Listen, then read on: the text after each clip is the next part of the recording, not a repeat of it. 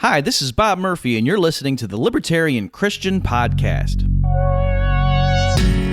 Welcome to the show that gets Christians thinking about faith and politics. Get ready to challenge the status quo, expand your imagination, and tackle controversy head on. Let's stand together at the intersection of faith and freedom. It's time for the Libertarian Christian Podcast.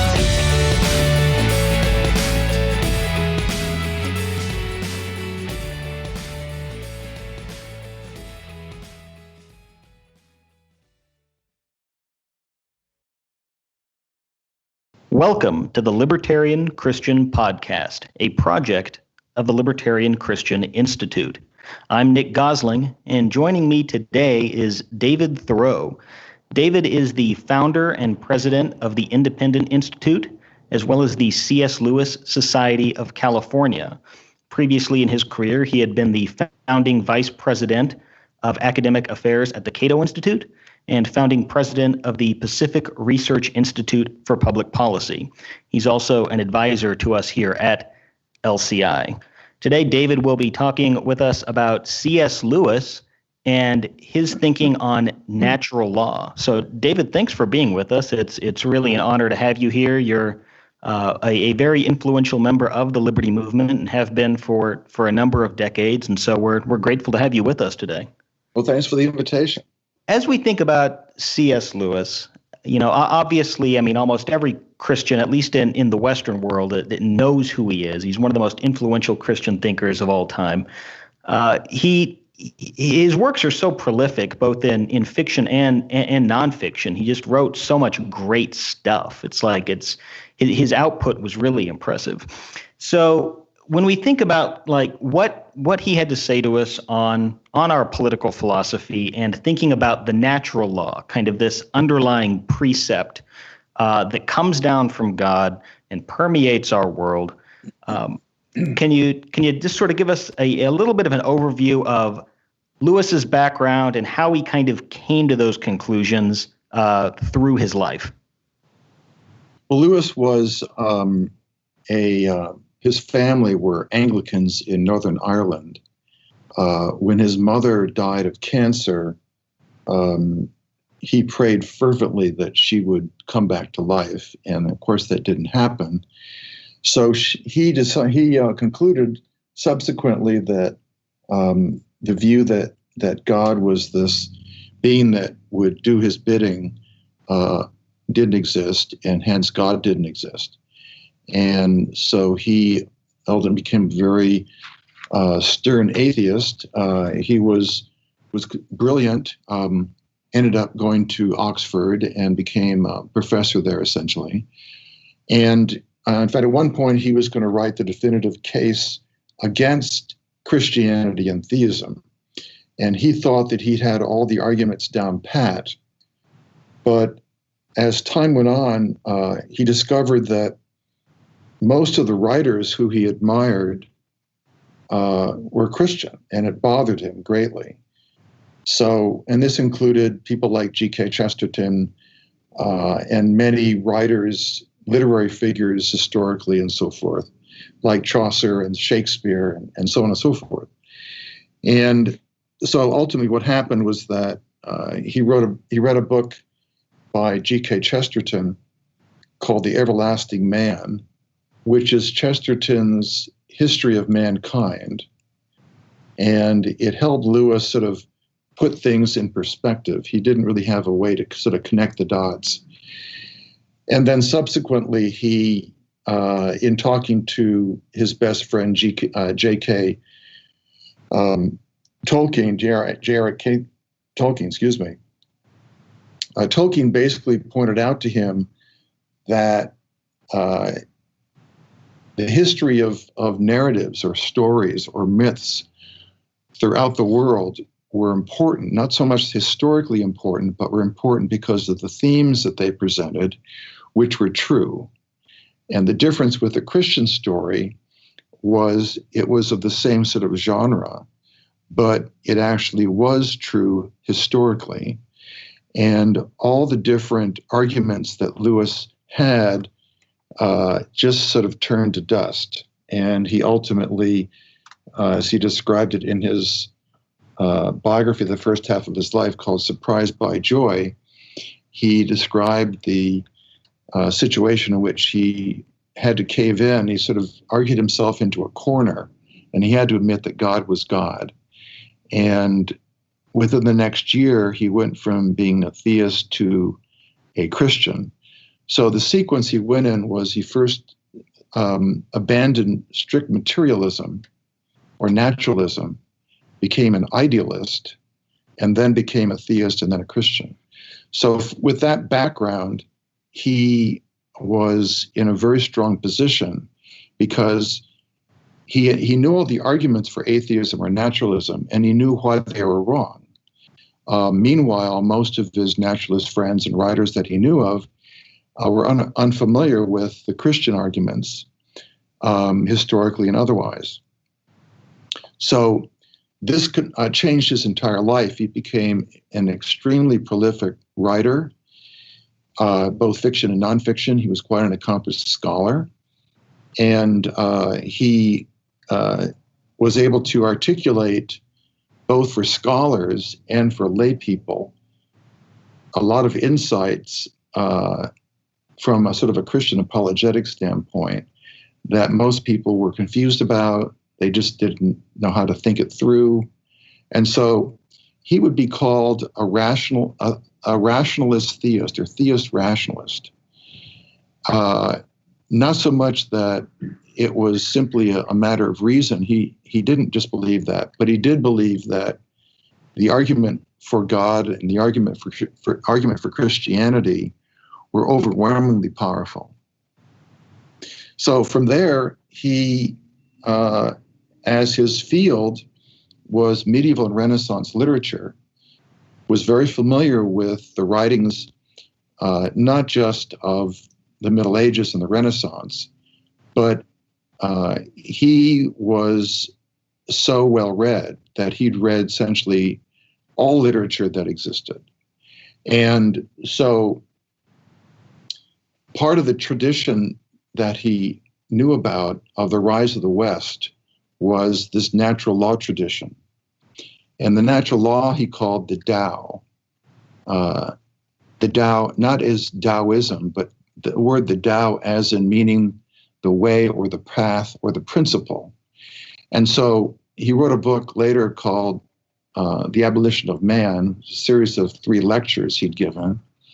And he discusses the idea of the objective reality of the natural law being an objective series of principles that we are aware of, and we can't get it out of our head. And it's like this voice that speaks to us.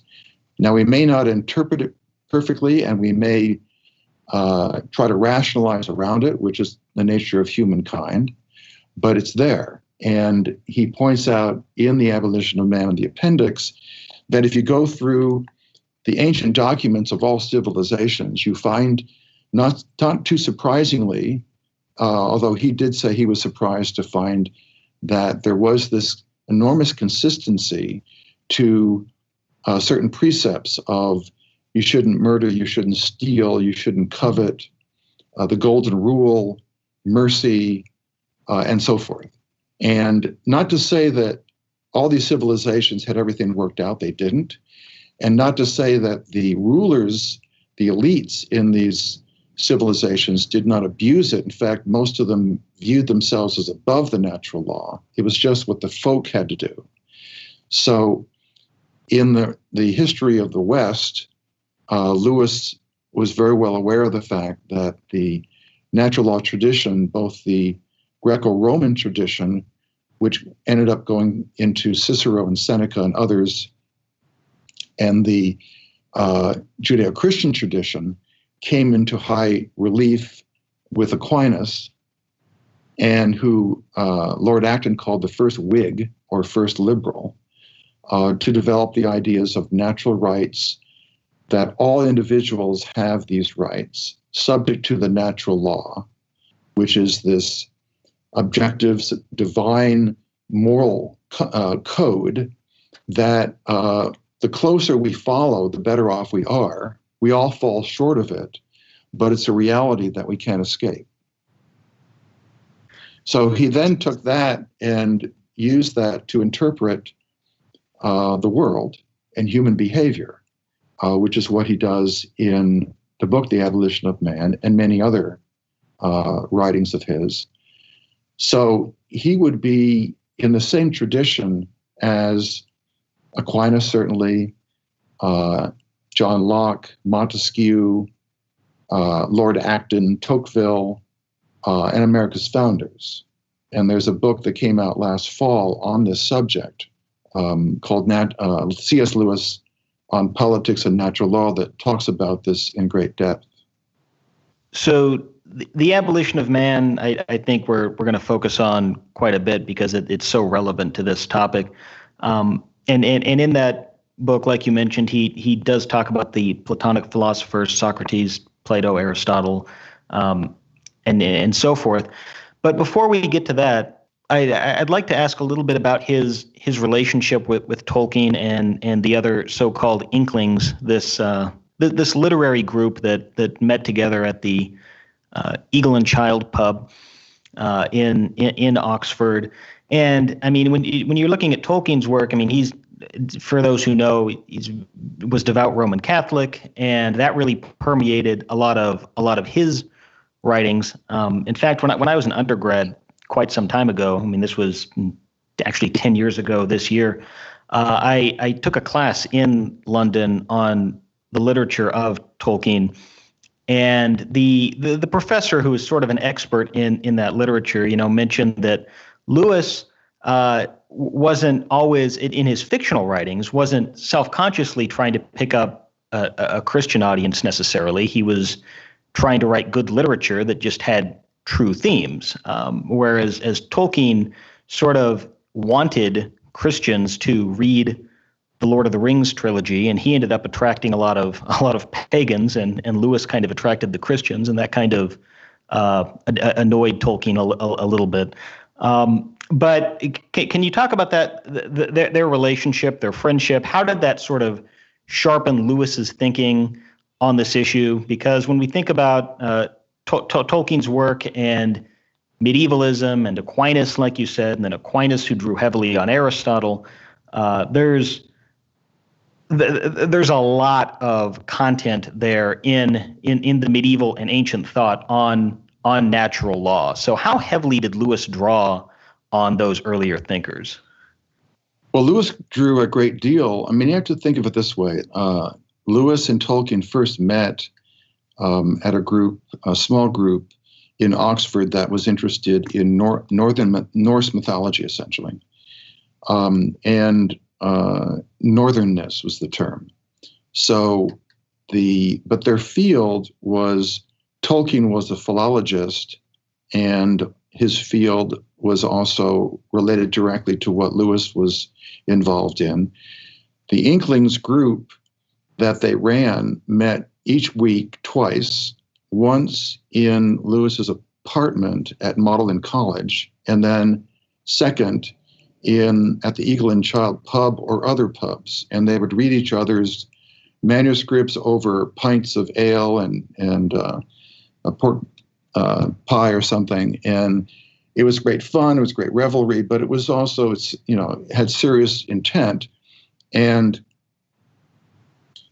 the influence that Tolkien had on Lewis, as I mentioned, was to help Lewis move from being a skeptic to being a theist and then a Christian. Tolkien was a very devout Catholic, as you mentioned, and he was a different kind of person than Lewis. Lewis was very gregarious and became the most popular lecturer at Oxford without any question, because he had this great voice, he was funny, and he had this vast reservoir of information and knowledge, both in philosophy and literature, that he could bring to any discussion. So this literary society, the Inklings, included many people who became quite prominent in different fields. It also had people who were sort of tangentially involved in it through various friendships and correspondence, like Dorothy Sayers and T.S. Eliot and others. And about the same time, there was another literary society in England called the Bloomsbury Group, which was Virginia Woolf and her husband, at the time Evelyn Waugh, who was an atheist at the time, who then converted also to Christianity later. And it's interesting, if you compare the Inklings to the Bloomsbury Group, the Bloomsbury Group was the toast of British literary society, because they were in keeping with this sort of atheist, naturalist, utilitarian deconstruction view that we're simply products of our genes in the environment. We're sort of matter in motion, and that there's no there to life. There's no purpose. There's no meaning, and it's pointless. And of course, after World War I, the aftermath of that really triggered this view into a higher relief. So the Inklings group were a very tiny group in this vast intellectual world that really looked down on these views.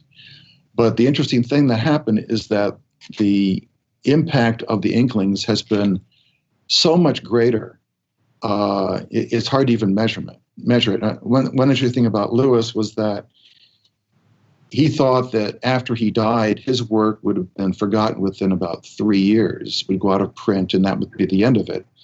But it turns out that his work continues to thrive and grow every year. And he could not imagine the extent of his impact. And the same thing with Tolkien. Tolkien, as your listeners may know, devoted his life to creating this world of fantasy of Middle Earth. And he had his office in his garage, essentially. And he invented new languages and a whole history of Middle Earth, very complicated. But he never thought anybody would care about this. It was just his great interest. And the two of them were very concerned about modern humankind and the pathetic, sort of dismissive themes that they found in everything, art, literature, music, and whatever. And so they decided they would have to write books and stories and bring out insights, sort of enduring truths, you might say, for modern men and women. And so that's where Lord of the Rings came from, and the Narnia books, and the space trilogy that Lewis did, and many other things. One book that Lewis did as a scholar was, in fact, his last scholarly book is a book called The Discarded Image. And The Discarded Image is his book on the medieval or the worldview of people in the so-called Middle Ages. Now, in the modern conception of the period between the fall of the Roman Empire and the Enlightenment, the usual view is that was the Dark Ages. And neither Lewis nor Tolkien believed that. They thought that was a post-Enlightenment myth. Other scholars, like the sociologist Rodney Stark and many others, have written about this in great length. And so, as I mentioned, for example, about the natural law tradition, it really was worked out in great detail by Aquinas. And of course, this was hundreds of years before the Enlightenment. So the ideas of liberty and limited government and natural rights and so on and so forth existed hundreds of years before Locke or Thomas Paine or Jefferson and so on. So in any event, the Inklings have had a gigantic impact. I mean, the estimates, for example, of sales of The Lord of the Rings is something like 150 million set copies of the three books. The Narnia books is about the same. One thing about The Lord of the Rings is that the first book that was published by Tolkien in this genre was The Hobbit, which he actually wrote and read to his children. And Lewis was a big booster of him to get it published. And then years later, The Lord of the Rings was published, and Tolkien really didn't care about having it published because, again, he didn't think anybody would read it. And Lewis was, through the Inklings and just there being friendship, was the reader of it. And he would make all sorts of suggestions and encourage Tolkien to pursue it. And Tolkien admitted many times later that if it wasn't for Lewis's nagging him and his influence as far as the corpus of it, it never would have seen the light of day. So there were different people, but they had a huge influence on each other. You know, you'd mentioned the Bloomsbury group, and actually one of the things that we're kind of, I mean, it's a perennial issue that keeps coming up throughout human history, but, you know, we're seeing it rear its head once again as kind of this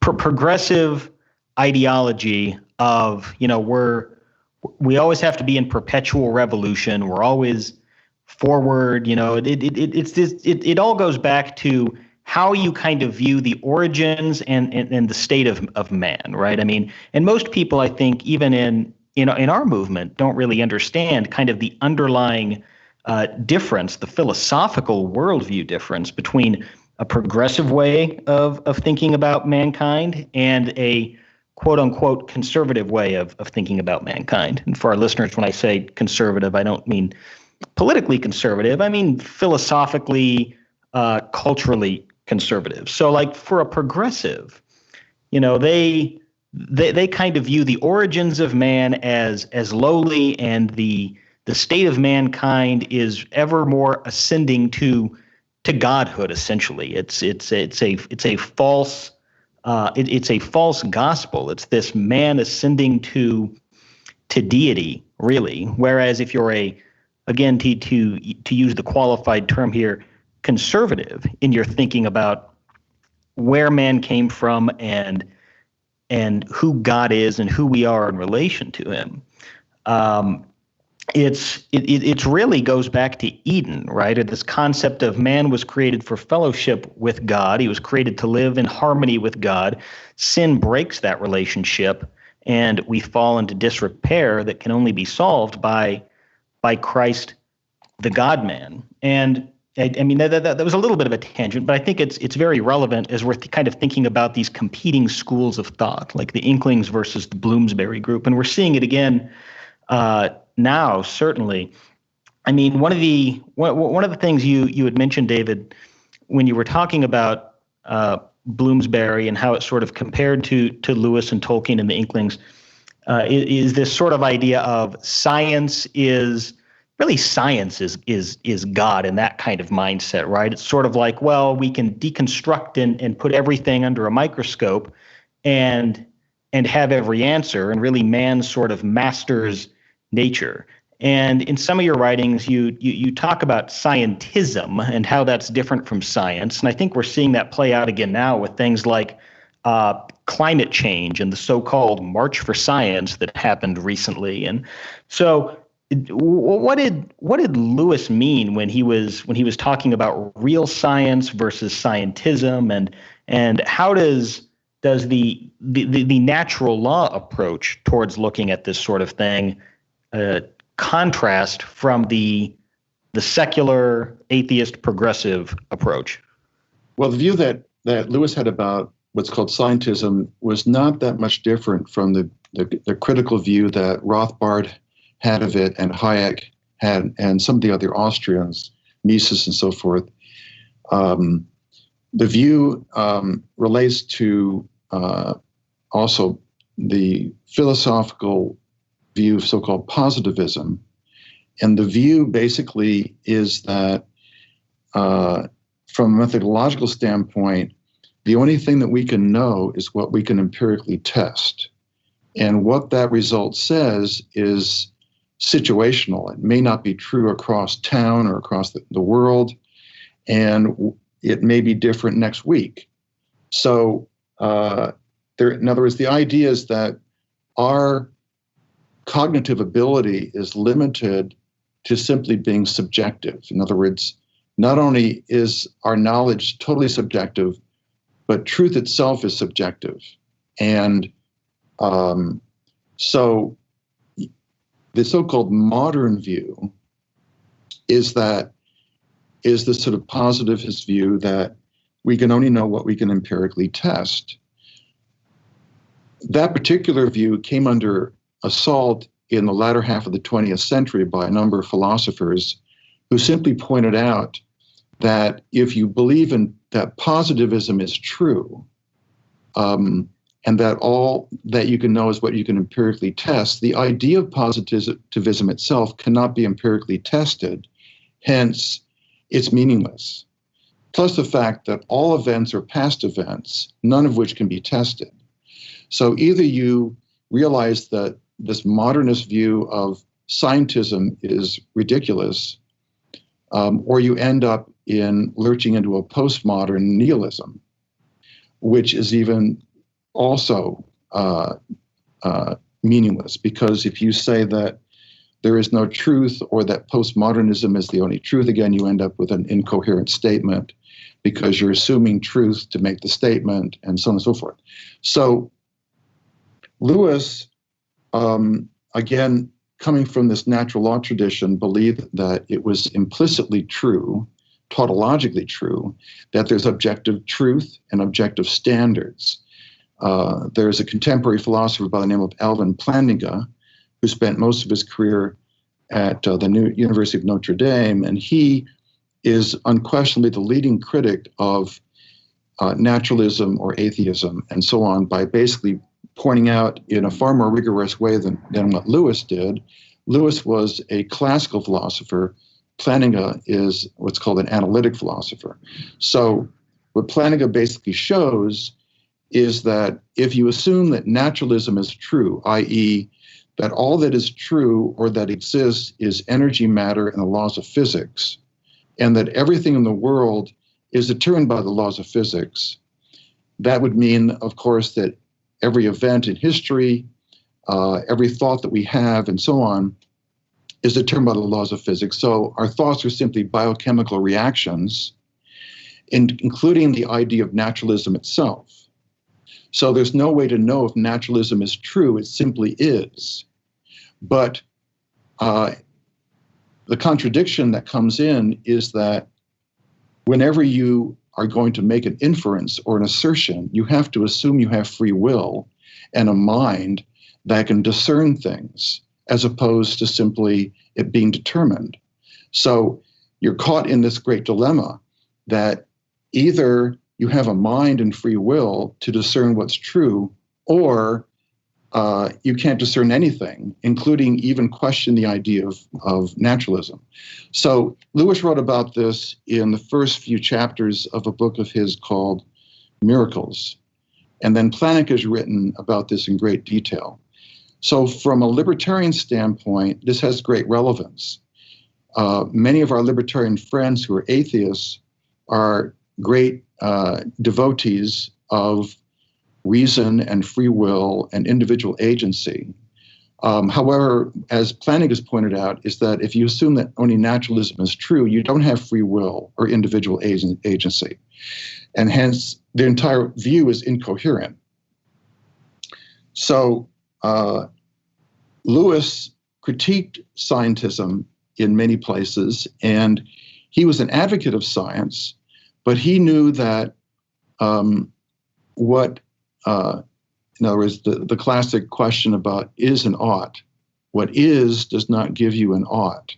You may be able to build a nuclear bomb. It doesn't mean you should drop it on a city. So what gives you the ability to determine whether you should drop it on a city or not? And so the natural law tradition is to say there is this objective standard that you compare your choices to see if it measures up to what God would wish us to do or not. And so within the libertarian world, there is a certain amount of confusion about these things, including whether there is objective morality. So is morality an objective standard that we compare our choices and actions to, or is it just whatever we choose is moral by definition because we chose it? And if you have that view, then of course anything goes, which is the Nietzschean view. Yeah, and that actually brings to mind a great quote from Dostoevsky, Brothers Karamazov. There's this line that, If God does not exist, all things are permissible. And essentially that is the logical conclusion. If you divorce yourself from an objective standard of ethics that comes from the essence and nature of God, then there's really no basis for rendering any ethical decision. I mean, how can you say that something is theft or murder or fraud or anything, really? I mean, if there's no ultimate ethical standard by which to judge. And that's why I think, I mean, there's some inconsistency in the libertarian tradition in this regard. When you think of, like, Rothbard was a natural law theorist, but he wasn't a theist, right? He was probably an agnostic of sorts. And so, I mean, that sort of begs the question of, where does this come from? Really, without God, there is no standard for the ethics that we apply to our political philosophy. And as we kind of bring it back around to political philosophy, I mean, Lewis had a lot to say on this subject. I mean, he has this quote that it's better to be under robber barons than moral busybodies. He addresses the corruption of power in The Weight of Glory. There's a lot of contemporary to his time anyway geopolitical references in the Screwtape Letters. And the follow-up to that, Screwtape proposes a toast, a lot of commentary on the Cold War and communism. Can you talk about some of those earlier writings of his, and what does he have to say to us about our political philosophy and the essence of power, and particularly state power? Well, you mentioned the Abolition of Man book, of course. One of the works of fiction that Lewis did, as I mentioned, was his so-called Space Trilogy, which is 3 books, the first being Out of the Silent Planet, the second being Perelandra, and the third being That Hideous Strength. And That Hideous Strength is the novelized version of his book, The Abolition of Man. And so the trilogy is integrating these ideas in a story, where the story is essentially the hero is kidnapped and taken to Mars, which is called Malacandra, and then ends up going to Perelandra, which is Venus, and then goes back to Earth, which is Volcandra. And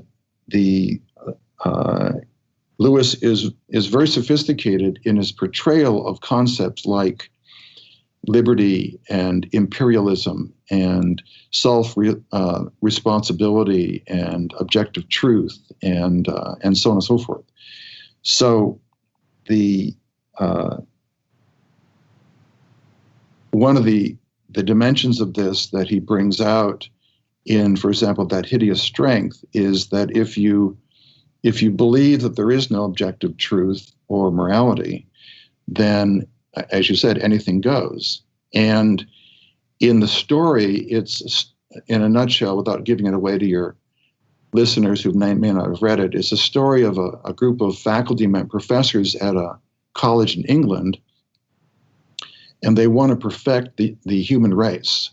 And to do that, they have this particular idea of essentially what is a eugenics program to create a new being that would not have the problem that most people have, which is a heart or a conscience. And it's this delusion of the natural law, or having a conscience of right and wrong, that holds mankind back. So in the first book in the series, called Out of the Silent Planet, the kidnappers want to take over the universe. And that then follows into the second volume, Perelandra. And in the third volume, you can see what all that would mean if they had their way, of creating a totalitarian state, essentially, and the enormous contradictions of that. So, like, since you mentioned Dostoevsky, one of his great insights, and there are others, was that if you don't have this objective idea of morality from God, then anything goes. So Lewis has many essays he would write about discussing some of these questions. So in one of them, he talks about if there is no objective morality, and then that means that there is no accountability for what you choose. It's simply your choice that's subjective, and you haven't committed an evil or a crime because it's subjective, but people may not want you to do that. So your choice must be a mental deficiency. You haven't been essentially conditioned properly. And so you should, instead of being found guilty of a crime, which has no meaning, you would be put into an institution and you would be socialized into being whatever the proper choices should be, which of course is also subjective. And of course, the people who are doing the conditioning, their minds are subjective too, and they have no idea what is the best outcome. So you end up with this incoherent, incredibly frightening world that the person who is incarcerated can never pay damages to a victim or ever be released because there's no crime that was committed, there's no victim, and hence there's no way to ever get out from under that kind of horror. So in the Soviet Union, of course, we had these examples of, utter absurdity, which Dostoevsky and earlier was prophetic about, and Solzhenitsyn wrote about. So anyone interested in liberty and morality, I would recommend Lewis's work because it's directly relevant to all these big questions. But it is disturbing, I think, that many libertarians and conservatives and others who believe in restricting the power of the state have a very confused or nebulous ground for taking a moral stance on something. And this also relates to people like, say, Freud or Nietzsche. And Nietzsche was essentially a nihilist, but he felt very strongly. He was an opponent of anti-Semitism, to his great credit. He wrote many letters and campaigned against it. But how? On what basis? And Freud also did the same thing in many respects. So Lewis's view is like the Apostle Paul said, that this idea of objective morality is written on our hearts and we can't escape it. So there was a book that had a big influence on Lewis called The Idea of the Holy, which was written by a man by the name of Rudolf Otto. And Otto, this is at the turn of the 20th century, is basically talking about the development of religion and the view of God being a reality. So what Otto basically says is that when man became man, he and she became aware of the fact that there was a reality that he and she were subject to, that they didn't create, and they were essentially beholden to. There was the sky and the earth and the plants and the animals. And as Rodney Stark and others have shown, man was originally monotheistic in believing that there was this spirit or something, what Otto called a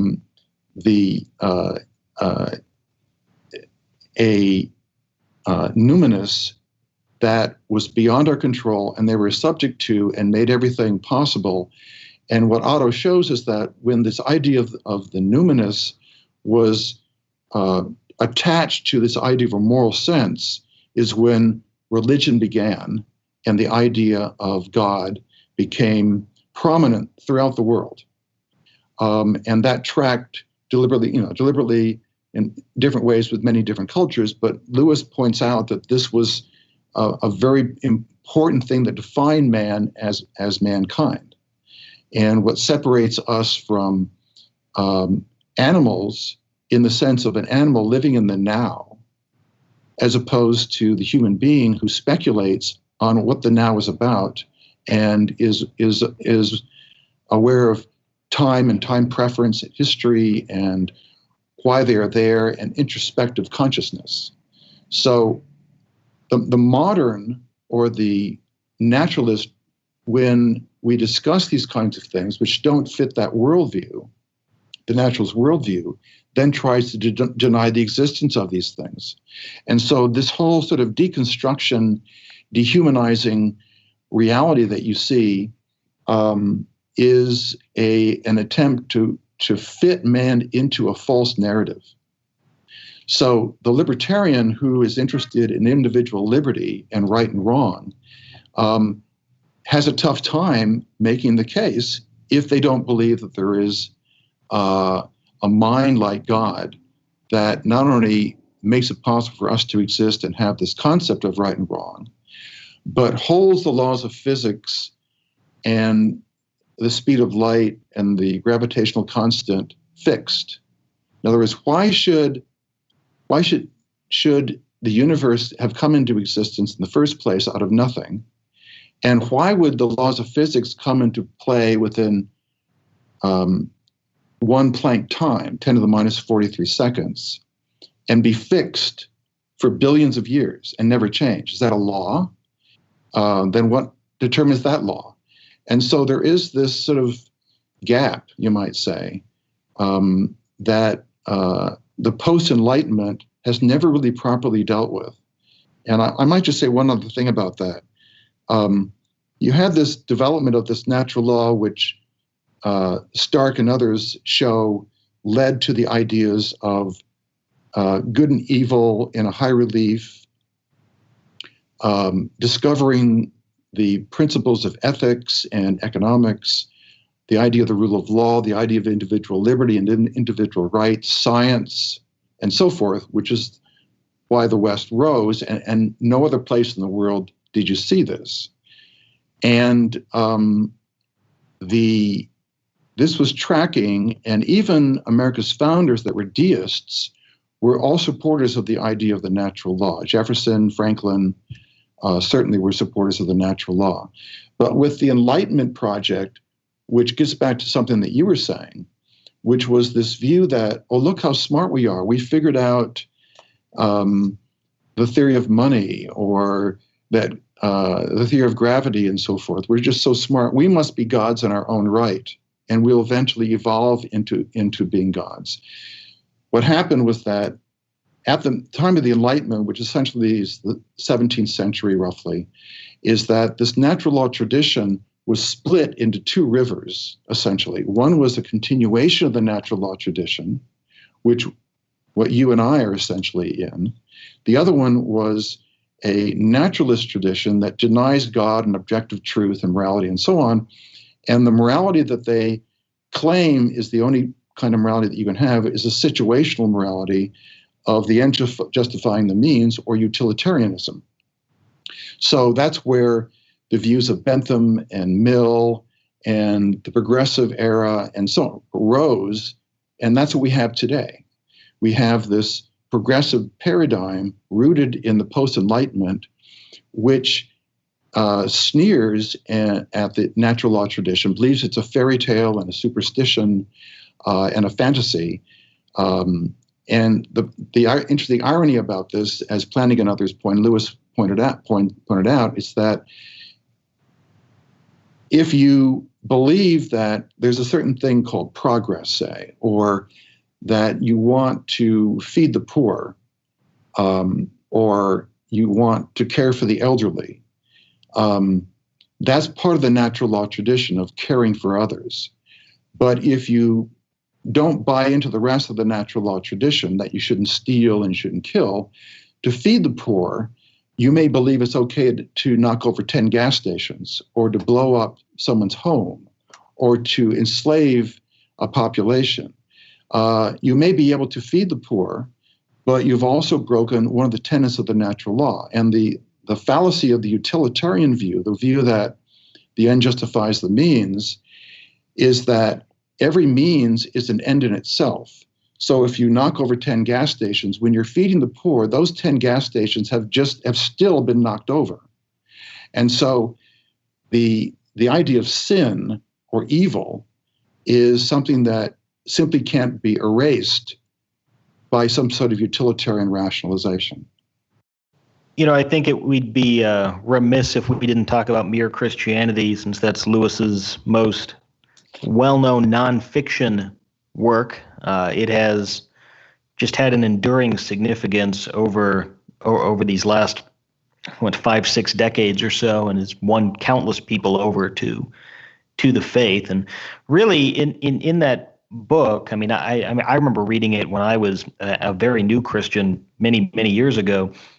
He reasons to God from the natural law, right? And so it kind of has to do with what you mentioned earlier with Paul in the Epistle to the Romans. The law of God is written on our hearts. We all sort of know this. I mean, even people who are professing atheists. I mean, essentially, it seems that Paul's argument, which is carried over into Lewis's argument, is that deep down we all really know that there is a God, because we're spirit beings and we have a God sense, and we have this sort of nagging feeling that something isn't right in the world and within ourselves, and that we're separated from our Creator. And so, I mean, really, Lewis is sort of reasoning from the conscience, this sort of innate ability of right and wrong, and showing how that demonstrates that axiomatically, right, God is there and must be there. So, can you talk to us about Mere Christianity and how Lewis sort of spells out his theory of natural law there? Is one of his more mature writings. I believe it came out in the early 1950s, so approximately 10 years before his death. Yeah, the origins of the book, for those who don't know, is when Lewis was at Oxford during World War II, the BBC wanted him to do a series of broadcasts to uplift the spirits of the British people as the bombing of London was continuing and so forth. And he told them that he couldn't understand why they would want him, because he wasn't a professional moralist or a pastor. He wasn't a major public figure, wasn't a politician, and so on. And they said, exactly. So he agreed to do it. He did a series of, I think it was 3 or 4 broadcasts to see how it would go. And they were so incredibly successful that they brought him back a number of times, and he ended up doing this. And at the end of the war, his voice and that of Churchill's were the 2 most well-known voices in the United Kingdom. So in the book, originally, by the way, the book was written as 3 books, and then that was combined, as you said, in the early 50s into the book Mere Christianity. So in the first part of the book, he talks, I believe the chapter is called something like Morality as a Clue to the Meaning of the Universe, something like the moral code. And he starts out, and his approach to this is very charming and inclusive, because it's like with somebody, you're going to simply partner with them and walk together and talk about things and consider this or that. Does this make sense? Does that make sense? So he talks about, isn't it interesting how the person who denies the existence of a moral truth or objective morality is the first to yell unfair if his or her seat is taken on a bus. And his question was, where does this idea of fairness come from if there's no objective morality? And his point, and he uses some other examples like this, of people having this innate sense. And as you pointed out, he develops this into an understanding that there has to be an objective morality, because otherwise nothing else makes sense. And in a deeper sense, what he's talking about is that we are, our bodies are made of molecules and so forth. We're subject to natural physical laws, but we do have this spirit. We have this ability to discern. We have this ability to love and to infer, and that is not material. So Lewis is saying there's a dual reality. There's a reality of matter, and there's a reality of mindedness. And as human beings, we exist in our minds. And he talks about the word, I believe it was Paul who used the word cardia to describe the word heart, and cardia literally apparently means mind. So this view of what could be called dualism is also what Plantinga and others talk about. So since we're people of minds, we try to have an explanation. We don't just react instinctively to things. We have an explanation of what is happening. Should we choose this? Ought we choose it? And so he builds this case in the first part of the book. He also looks at different ways that we might view the world. Is there one objective truth, or are there multiple objective truths? Is there one God or multiple gods, and what that would mean? And so he's considering these with the reader, and it's, as I said, very charming and very respectful of the reader. And as you proceed through it, you see very clearly what he's aiming at, and that objective morality cannot possibly simply be an instinct of self-preservation. It has to be something that is beyond us, that we discover and then realize we're subject to, and want to, the way he would put it in some of his other works, is that he believed that God is love and all truth and all power and all existence. And we seek to enter into this reality. Now, we may enter into sort of false versions of it, which don't really do the trick. But we want to be we sort of want to enter into truth, goodness, and beauty. We want to be part of that. And so I agree with you. I think Mere Christianity is an incredibly effective book. And it's, but it's a beautifully done book, and it's very respectful of readers. And, along those lines, I mean, one of the things that Lewis talks about in Mere Christianity, I mean, he draws a lot, I think, on the classical and medieval thinkers. He talks about the cardinal virtues, the three theological virtues, and he talks about how the greatest of sins is pride. And I think that's also a very medieval kind of concept, really sort of comes from Aquinas and Dante, and I mean, I think it's true.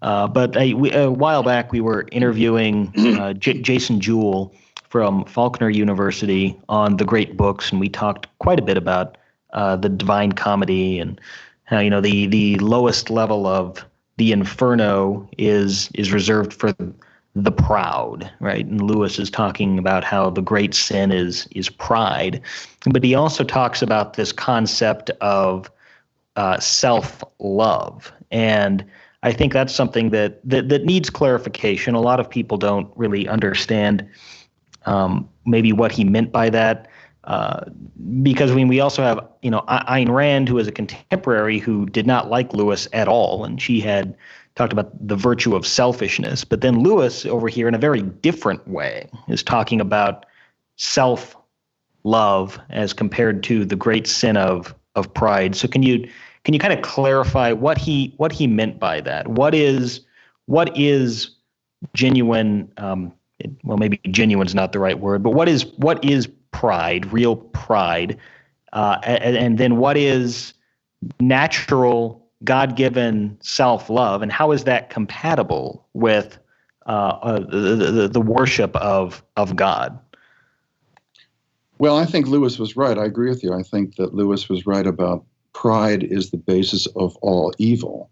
And that the idea is, and Lewis writes about the distinction between, in Christianity, the self and the individual becoming fulfilled perfectly through Christ, versus the person who believes they become perfectly fulfilled through themselves by turning inward.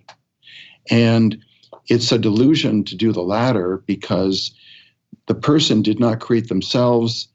They cannot sustain themselves without the existence of physical laws and the fact they have minds, which they had nothing to do in creating, and so on and so forth. And they're still subject to these objective concepts of morality and so forth, which they had nothing to do in creating.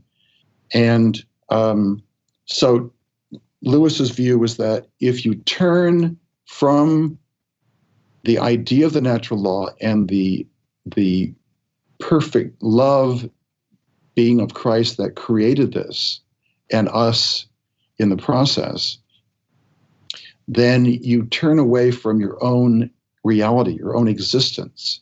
And in fact, Lewis described hell as a room that you enter and you lock from the inside.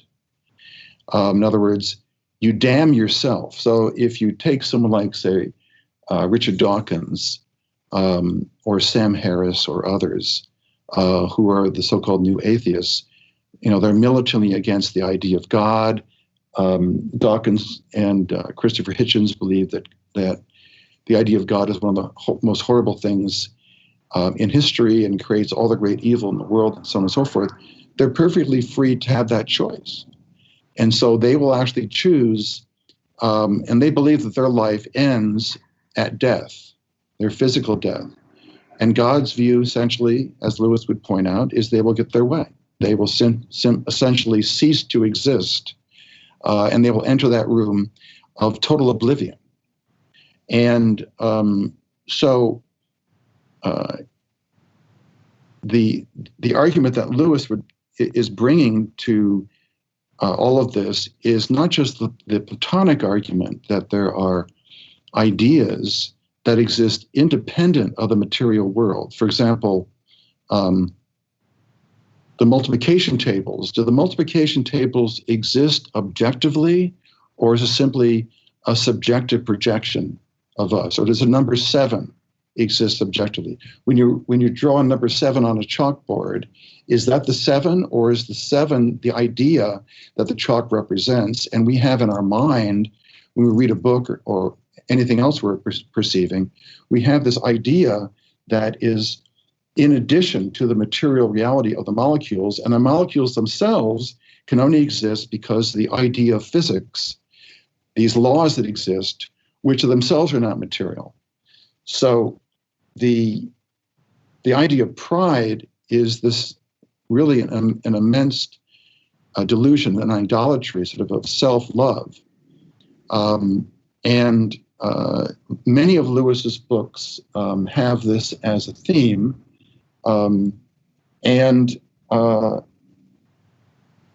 If you talk about Rand, the one thing that I think is important to realize about Rand is that Rand was well aware of the fact, having been exposed as a child to the Soviet Union and all the horror of that.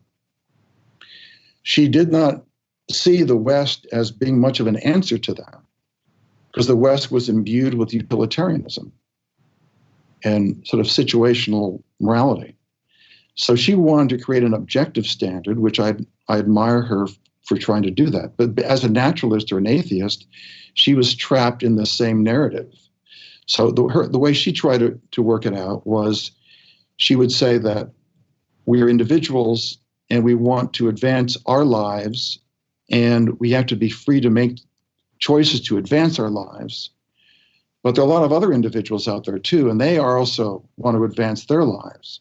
So the moral basis of our being able to do that has to be that we would respect their similar interest in being free.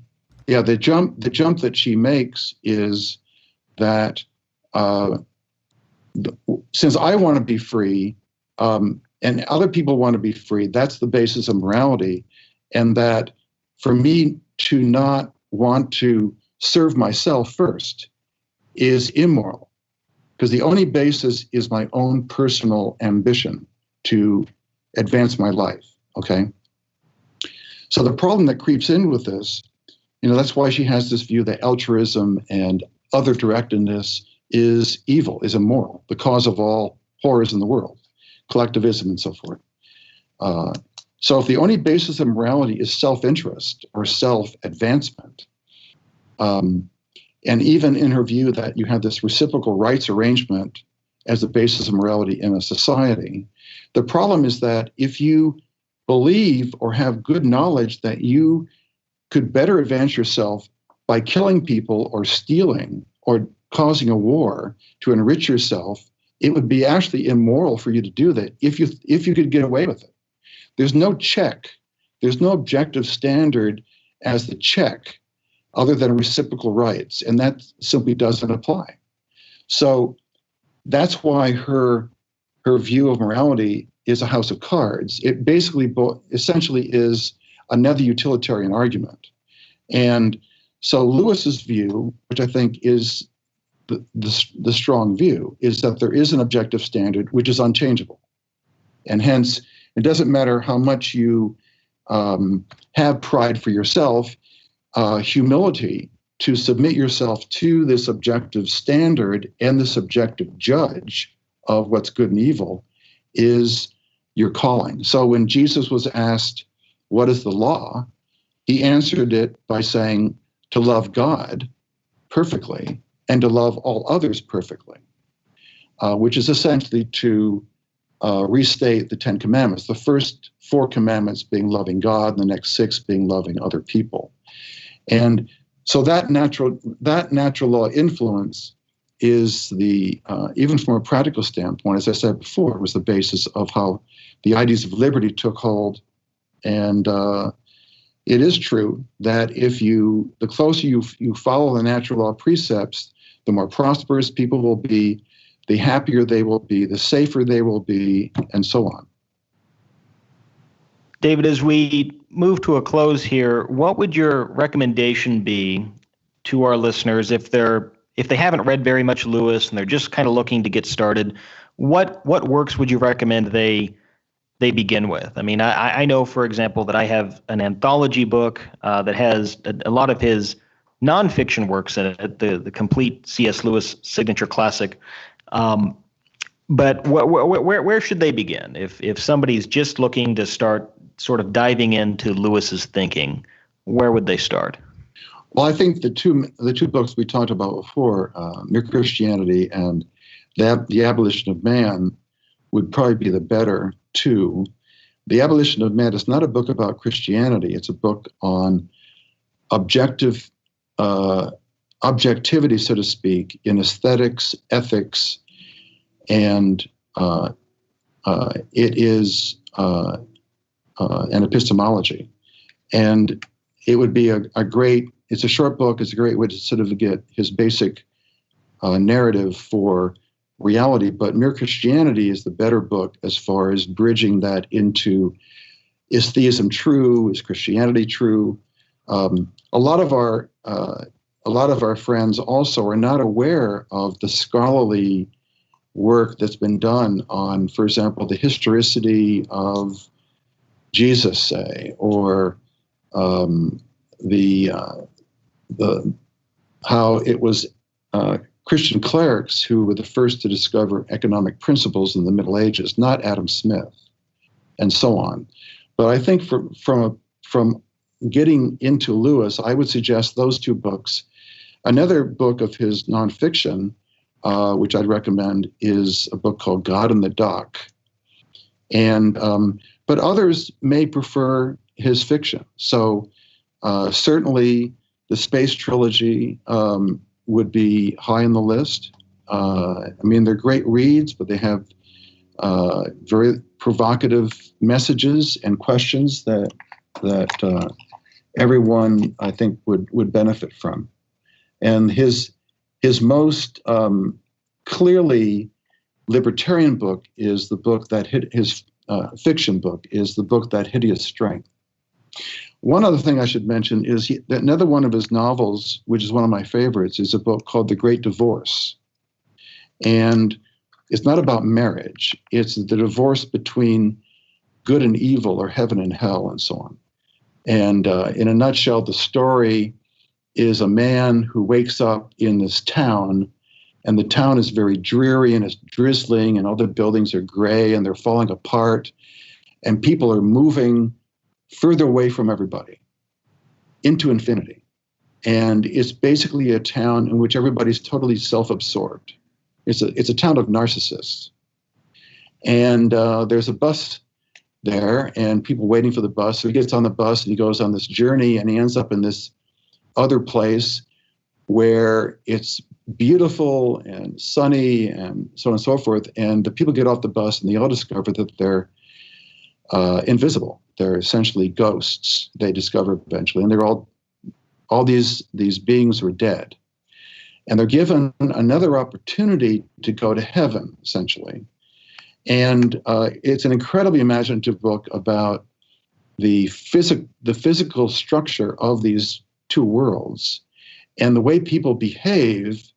And you're talking about the idea of the concept of pride, that most of the people who go on the bus to this world are so prideful. They would rather go back to what's called the gray town, and be in the gray town than to have this opportunity for perfect happiness and so on, because they're so prideful. And you'll read about people that we all know, essentially. So it's been made into a stage production. There's a film being developed for it. So that's another novel that I would recommend. Yeah, that's actually one of my favorites as well. So good recommendation there. That's all the time we have on this episode of the Libertarian Christian Podcast. I want to thank our guest, David Theroux, founder and president of the Independent Institute, which does fantastic work, as well as the C.S. Lewis Society of California. David, thank you so much for being with us, and hopefully we'll be able to have you on again soon. Well, thank you, Nick. If you want to reach out to us, you can email podcast@libertarianchristians.com. If you'd like to support the work of the Libertarian Christian Institute, number one, please share this podcast with your friends and family and on social media. Number two, you can also support us financially at libertarianchristians.com/donate. Thank you, and we'll talk to you next time. The Libertarian Christian Podcast is a project of the Libertarian Christian Institute, a registered 501c3 nonprofit. The audio engineers were Doug Stewart and Jason Rink, and voiceovers were by Matthew Bellis and Caitlin Horn. If you'd like to find out more about the LCI, please visit us on the web at www.libertarianchristians.com.